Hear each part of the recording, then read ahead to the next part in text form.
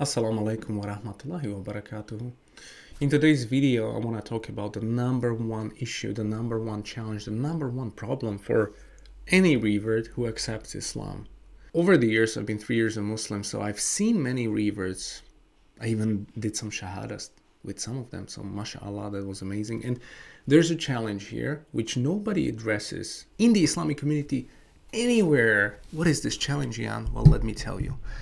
There's a huge challenge for reverts, and this can apply to anyone coming from, whether it's a non-Muslim country like the UK with a very healthy Muslim community, or a country like Slovakia, which is also non-Muslim with almost no Muslim community. A lot of people are doing dawah, and basically, to me, it is a miracle that Islam even lives in the West. Like Islam, even people want to become Muslim in the West because I'm a businessman. I run successful companies. But as a businessman, as somebody who manages people, who's running a company, I have to make so much effort to make sales, to make this work, to put money on the table so that we can all live and make money and, prosper. In Islam, like in the West, it is attacked. Like the branding is so important in business. In Islam, the branding is like the worst. The positioning is horrible. The actual product, Islam, is very difficult to practice. Like we're selling something which is very difficult. It is the truth. But it's so difficult if you compare it with other products on the market, which is Christianity. Let's pick New Age. Let's pick psychedelics. Whatever. You want to feel better? You spiritual? I got you. Just don't pick Islam. It's pretty tough. Strange, right? Like it's the toughest product on the market. It has the worst branding and marketing. The worst.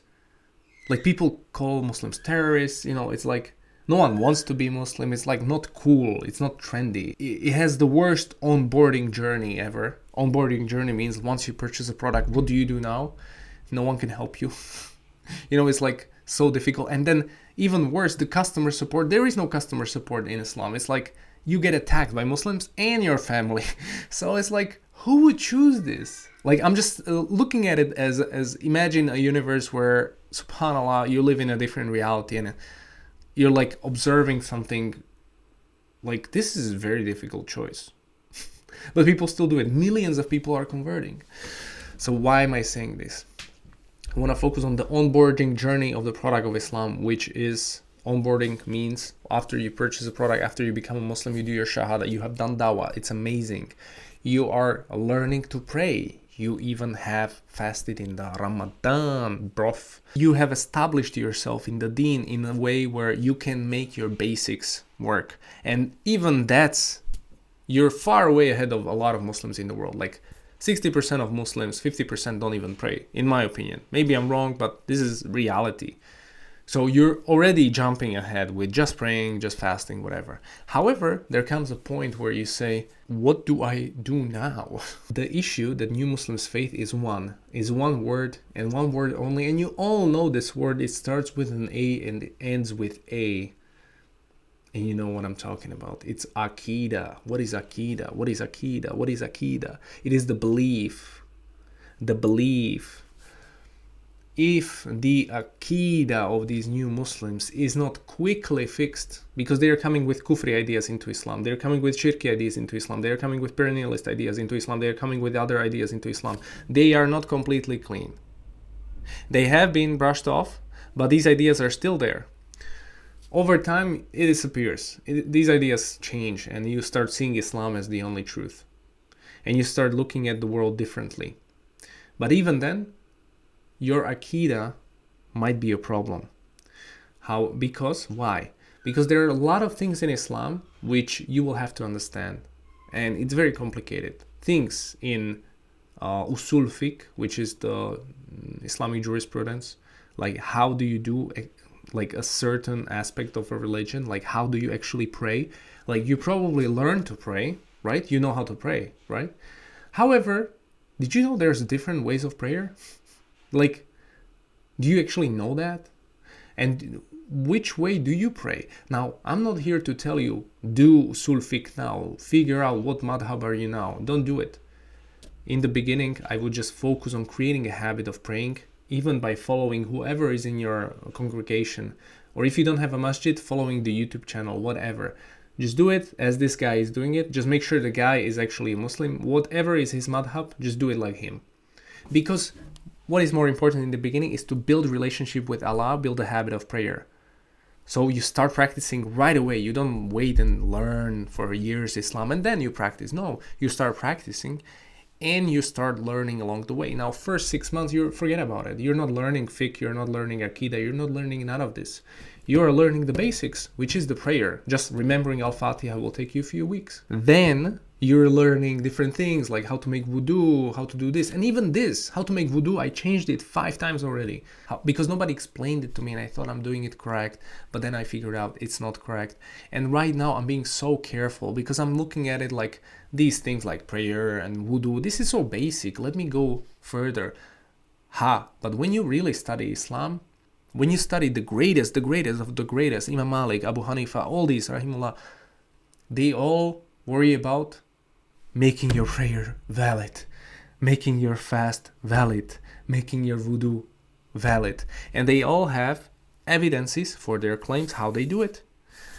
So at some point, you have to choose who to follow, because you have to realize my intellect is not enough for me to make judgments from the Quran and Sunnah, because I do not understand the Quran. I'm reading the translation, which is a big difference, but okay, you can pick it up. You can get the majority of the Quran through the translation, like the meaning of it. However, what you're not getting is fiqh, usul fiqh. You're not able to make judgments because this was never the case in the history of Islam. You always had people who studied Islam, the ulama, and they make the rulings for people. You don't make them on your own. They take the hadith and they create methodologies for doing fatwas or doing whatever. So you cannot create this. You cannot study this. You would have to know the Arabic. You would have to understand. You would have to study the basics of Aqidah. All of the Aqidas. You would have to study the basis of usul fiqh in all 4 madhabs. You're not going to do it. Let's be real. So then, what do? You just follow someone who has done it before you, and you go with the official mainstream Sunni Islam, which is one of the 4 schools and one of the 3 ways of Aqidah, or 2 ways, whatever you want to look at it. Anyways, that's not my point. My point is the Aqidah. Because everything in Islam comes back to the Aqidah. Why do you pray like that? Because you have belief in Allah. Why do you fast? Why do you do this? What about Islamic banking? Everything comes back to Shahad. Everything comes back to your Aqidah. Now, nobody teaches Aqidah to new Muslims. This is the point of this video. I've just recently started to learn Aqidah, like really diving deep through some texts. And it's so groundbreaking because the things we are dealing with, the things you cannot comprehend, how can there be an evil? How does Allah's will, Allah's qadr work? What about my will? Am I like, is everything predetermined, or is it like, what?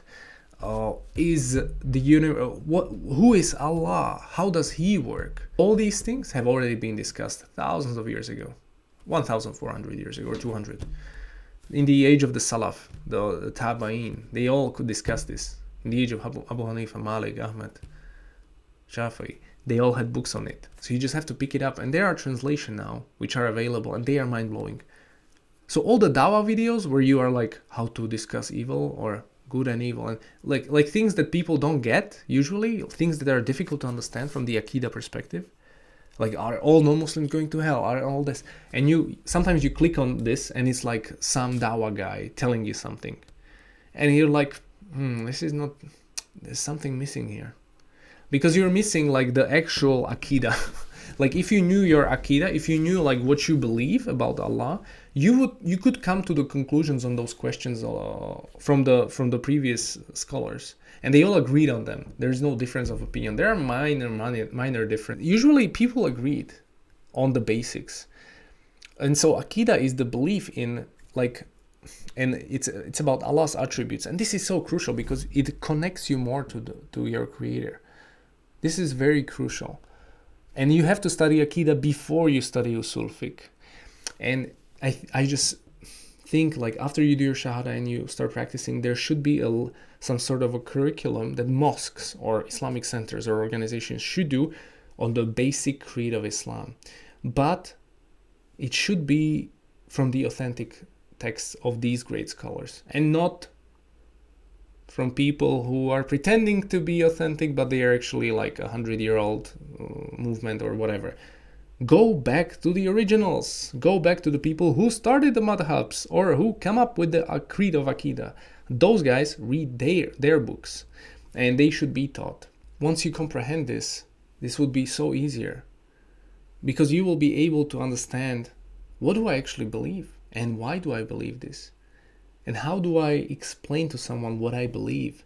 And I will be honest, most of the things in the Aqidah sciences, I already knew it, because I've been in Islam for 3 years and I wrote a book on things, and it's been like, I knew these things, but there has been a lot of things I didn't know, like maybe 10 or 20% I didn't know, and it was in the back of my mind and I couldn't comprehend.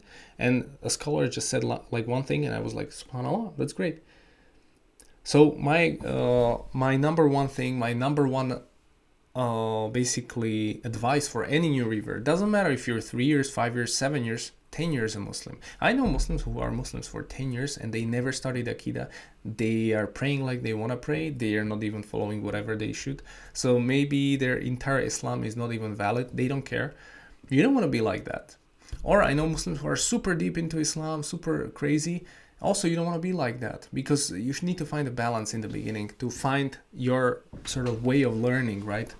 And I would just recommend anyone to start with the Aqidah and go to official institutes where they teach the 4 madhabs. And you go through all the creeds of Sunni Islam, and you start understanding what is Maturidi, what is Ashariya, what is Athari, what is this, what is that. And you go through books together with people. It can be online, and they just give you commentary on it in English. But you read, you see the Arabic as well. So subhanAllah, you can do this without understanding the Arabic. Like the institutes teach it, and I'm learning right now. But the thing is, if you will get the Aqidah in the first year or second year, your Islam will be much easier. You will solidify your belief so strongly that nothing will ever shake it. Nothing. And then on top of that, you can start learning Arabic, usul fiqh, blah, blah, blah. And then do some whatever you want. But this is so crucial. So the number one thing for Muslims, Aqidah, Aqidah, Aqidah. So just let me know what you think in the comments below. I know this is a very hot topic, like Aqidah. You have different groups fighting over it. I'm not saying any specific Aqidah. I'm saying the Aqidah of our Prophet sallallahu alaihi wasallam. That Aqidah you should study. Assalamu alaikum wa rahmatullahi wa barakatuhu. This is Jan the Slog Muslims, always coming up with new ideas for you. Anyways, see you inshallah in the near future. Assalamu alaikum.